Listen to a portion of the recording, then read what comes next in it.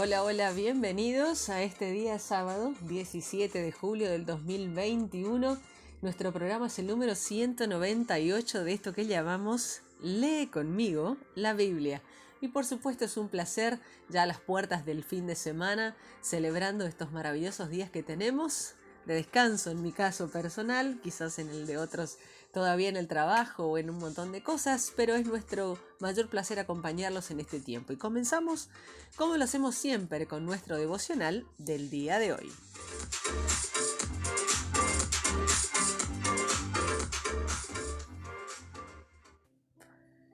Y nuestro devocional se titula Como si nunca hubieras pecado. En los años que un hombre ejerció como abogado, se dio cuenta de que comparecer ante un tribunal es una experiencia aterradora para muchas personas, incluso si solo están allí como testigos. Ser litigantes o acusados puede ser aún más pavoroso. Este abogado veía el alivio que se sentía, sobre todo el acusado cuando era declarado inocente o cuando el juez declaraba que un litigante estaba en su derecho. En el sistema legal del antiguo Israel, una disciplina ponía a ambas partes sujetas a la sentencia del tribunal. El proceso ante el tribunal tenía una finalidad redentora. El juez tenía como propósito ayudar a la parte a quien asistía el derecho a corregir el error. Al final del caso, una parte era declarada inocente y la otra declarada como errada. El cumplimiento exitoso de esta función del tribunal significaba que se había hecho justicia.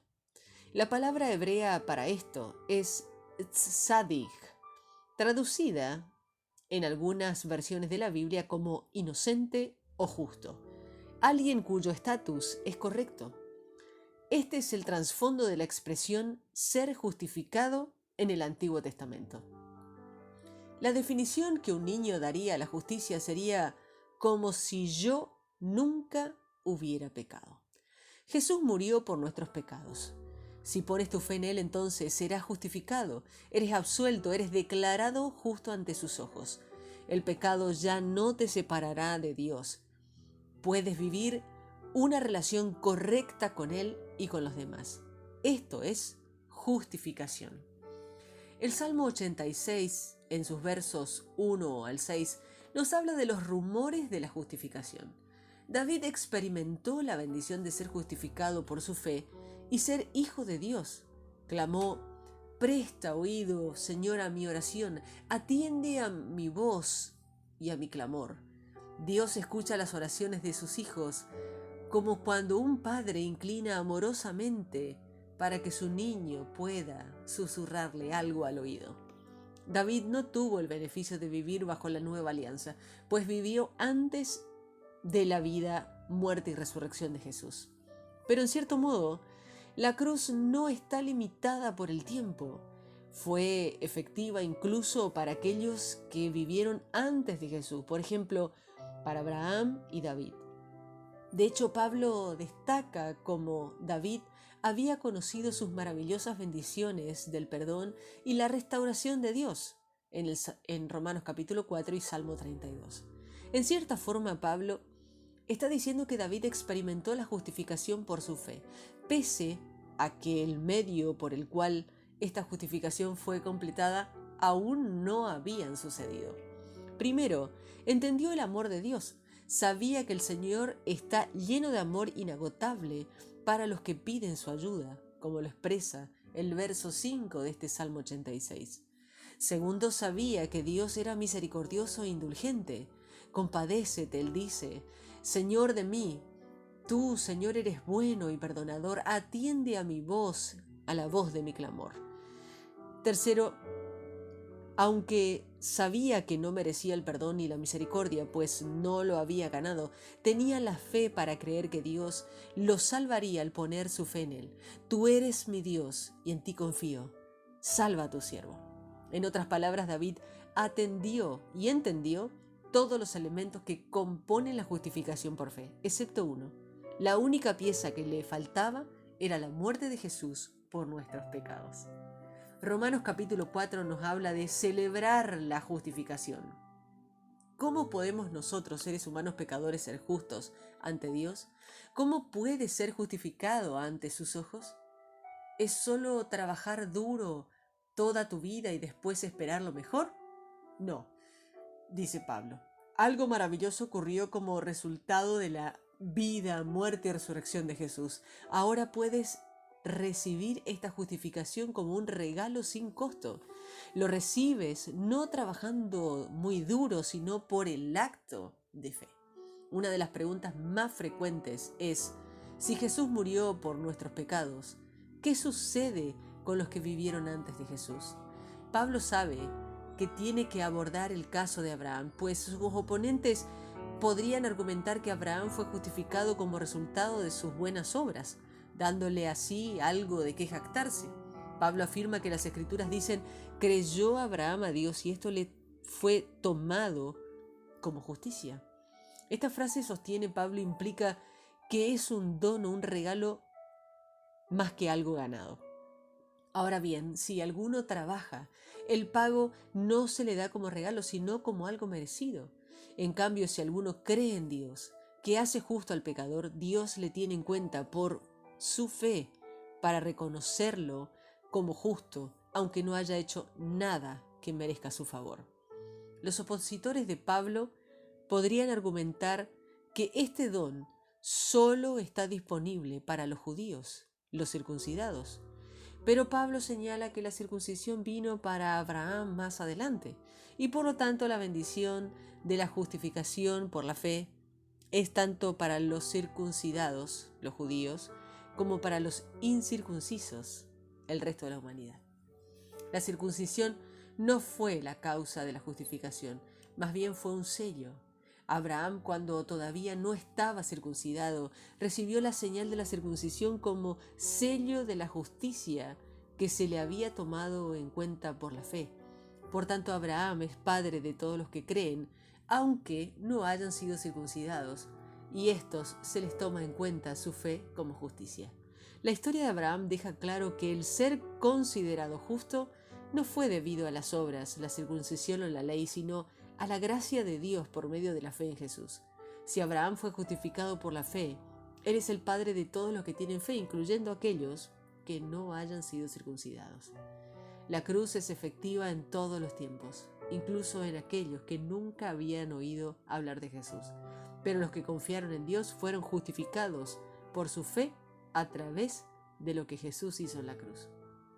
¿Necesitas entender todo esto para ser justificado por fe? No, de ningún modo. La justificación es por la fe. Así que ni siquiera necesitas una comprensión perfecta de la justificación por la fe para ser justificado por la fe. Simplemente necesitas tener fe. Por eso, fue un don gratuito basado en la fe, es decir, la promesa no es solamente para los que se basan en la ley, sino también para todos los que se basan en la fe. Amós capítulo 5 nos habla de las comunidades de justificación. Dios no está interesado en lo religioso que seas. Se preocupa mucho más por la integridad, la justicia y la honradez. Sin ello, la religiosidad es pura hipocresía. En las palabras de la traducción de la Biblia de Message, no puedo soportar sus reuniones religiosas, estoy harto de sus conferencias y convenciones, no quiero tener nada que ver con sus proyectos religiosos, sus lemas y objetivos pretenciosos. Estoy harto de sus planes para recaudar fondos, sus relaciones públicas y creación de imagen. Alejen de mí su música ruidosa, egoísta. ¿Cuándo fue la última vez que me cantaron? ¿Saben qué quiero? Quiero justicia, océanos de ella. Quiero equidad, ríos de ella. Eso es lo que quiero. Eso es todo lo que quiero. En la versión de la Biblia de Message, de este capítulo 5 de Amós, en los versos 21 al 24. Una consecuencia central de la justificación por medio de la fe es que el pueblo de Dios responde actuando con justicia y honradez. Juan Calvino dijo una vez, solo la fe justifica, pero la fe que justifica nunca puede estar sola. Nuestra respuesta natural a aquello que Dios ha hecho por nosotros debe ser actuar conforme a su voluntad. La honradez y la justicia tienen un papel central en este pasaje y en todo el libro de Amós. Dios quiere justicia para los pobres. Él habla a través del profeta diciendo en los versos 10 al 13, «¿Cómo odian ustedes a los jueces honestos? ¿Cómo desprecian a los que dicen la verdad? Pisotean a los pobres, robándoles el grano con impuestos y rentas injustas. Por lo tanto, aunque construyan hermosas casas de piedra, nunca vivirán en ellas. Aunque planten viñedos exuberantes, nunca beberán su vino. Pues yo conozco la enorme cantidad de sus pecados y la profundidad de sus rebeliones. Ustedes oprimen a los buenos al aceptar sobornos y privan al pobre de la justicia en los tribunales. Así que los que son listos permanecerán con la boca cerrada, porque es un tiempo malo». Dios no permitirá que la injusticia humana continúe para siempre. Él intervendrá y hará justicia. Dios odia la injusticia. Su preocupación por la justicia y la rectitud se reúnen en el versículo 24 que dice que fluya como agua la justicia, la honradez como manantial inagotable. Los asuntos de promoción de la justicia, como el rescate de personas que hacen trabajos forzosos u otro tipo de esclavitud, la lucha contra el tráfico sexual de personas y otras formas de injusticia deberían ser prioridad en nuestra agenda. Claramente, parecen ser prioridad en la agenda de Dios.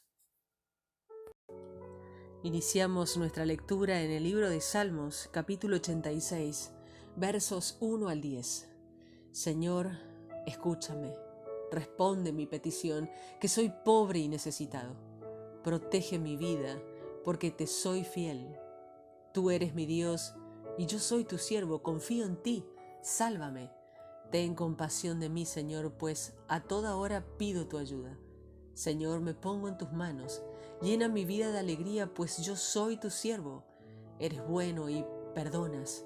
Señor, es abundante tu fiel amor para todos los que te piden ayuda. Señor, escucha mi oración, presta atención, porque te pido compasión.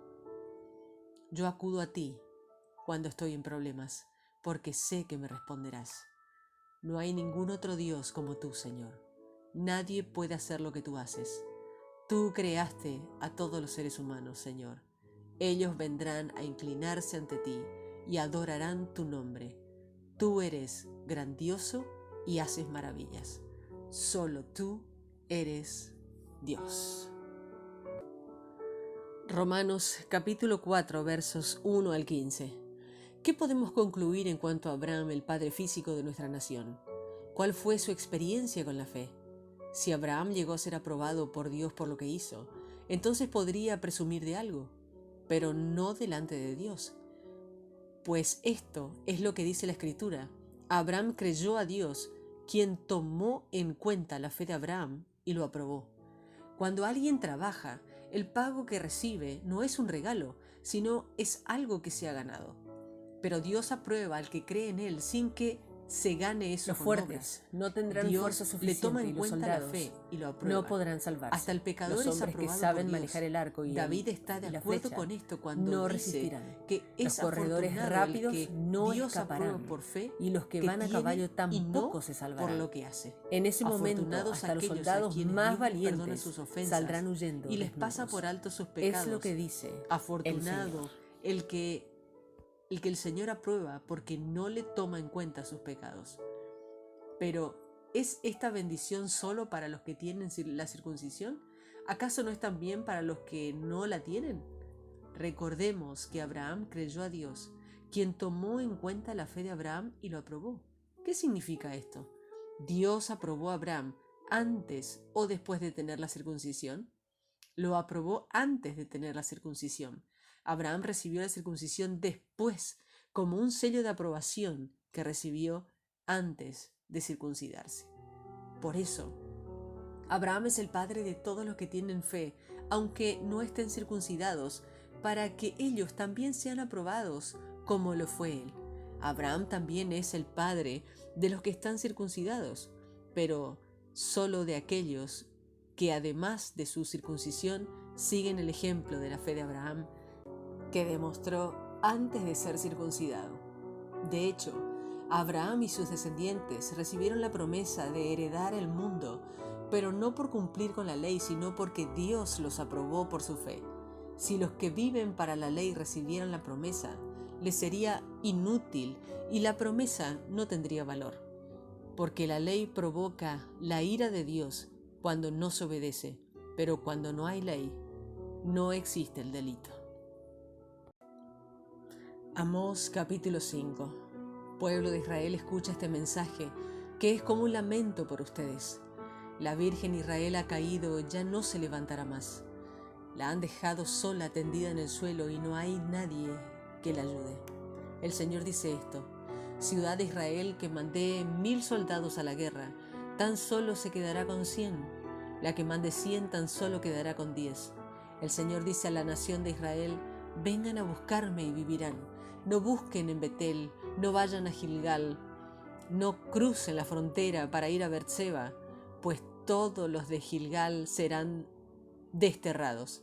Betel será destruida. Busquen al Señor y vivirán. Si no lo hacen, como un fuego él consumirá la casa de José, y en Betel no habrá nadie que pueda apagarlo. Oigan ustedes los que convierten el derecho en amargura y la justicia la dejan por el suelo. Dios es el creador de las Pléyades y el Orión. Él es quien convierte la oscuridad en luz de día y transforma el día en noche. Él es quien convoca las aguas y los mares y derrama sobre la tierra. Él es Yahweh. Ese es su nombre. Él es quien derriba la fortificación y destruye la fortaleza. Ustedes odian al que delante de todos desenmascara la justicia. Detestan al que habla con la verdad. Se han aprovechado de los pobres, cobrándoles impuestos injustos. Con su mal proceder han logrado construir casas lujosas, pero no podrán vivir en ellas. Han plantado hermosos viñedos, pero no podrán beber su vino. Yo sé cuántas faltas han cometido y yo sé lo terrible que son sus pecados. Ustedes oprimen a los justos y aceptan soborno y no dejan que en los tribunales haya justicia para los pobres. Por eso el sabio calla, pues son tiempos malos. Busquen el bien y no el mal y vivirán. Así el Señor Dios Todopoderoso estará con ustedes, tal como ustedes mismos lo han dicho. Odien el mal y amen el bien. Asegúrense de que haya justicia en sus tribunales. De esta forma, quizás el Señor Dios Todopoderoso tenga compasión del resto que quedó de Israel. Así dice el Señor Dios Todopoderoso: la gente llorará en todas las plazas. Todos gritarán de dolor por las calles. Los campesinos estarán de duelo y se levantarán llorones profesionales. Se llorará en todos los viñedos cuando yo venga a castigarlos, es lo que dice el Señor. Oigan ustedes los que desean tanto que llegue el día del Señor. ¿Acaso no saben cómo será ese día del Señor? Pues será de oscuridad y no de luz.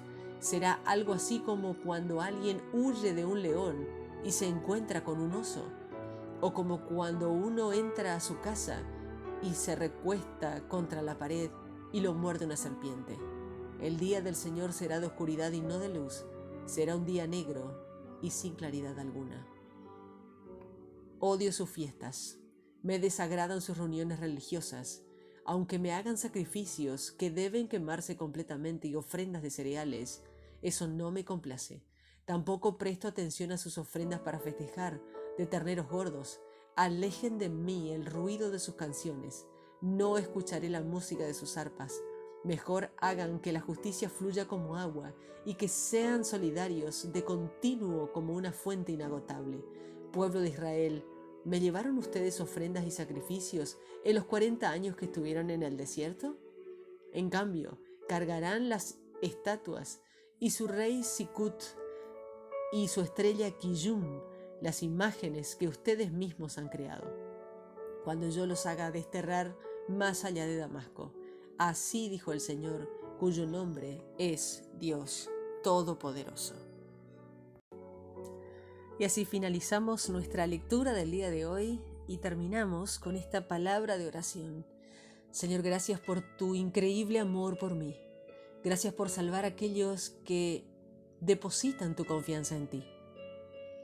Padre, te damos muchas gracias por ser sorprendente, por esta sorprendente verdad de que somos justificados y declarados inocentes por la muerte de Jesús por nosotros y por tener nuestra fe en Él. Ayúdanos a comprender esta verdad con mayor profundidad y a explicar con más claridad para que muchos más conozcan la gran bendición de la justificación por fe. Señor, te doy gracias porque solo la fe justifica, pero oro para que la fe nunca esté sola. Ayúdame a llevar a la vida mi fe, actuando justamente y buscando la justicia para todos. Amén.